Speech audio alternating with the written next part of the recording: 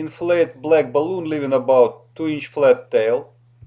We are going to work in the same fashion as we did caterpillar or dragonfly body. Let's force the black balloon through the loops of yellow bubbles, the petals.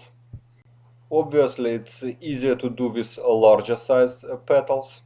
Let's first play this part of the video clip. One thing that I noticed while working with this size petals or slightly smaller, it's kind of easier for me at least to pull the flat end of the balloon through the loops than the nozzle end. And again, it's much easier to do with large size petals. So here we pull the black balloon through all petals. The next step, we mark the spot where black balloon ends meet each other, twist one bubble. This bubble goes through the loops of all petals.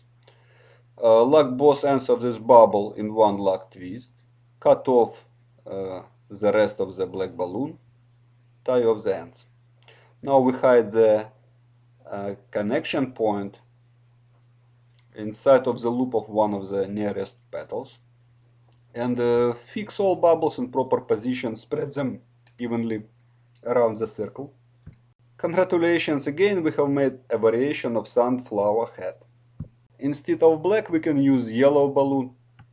Instead of yellow we can use black.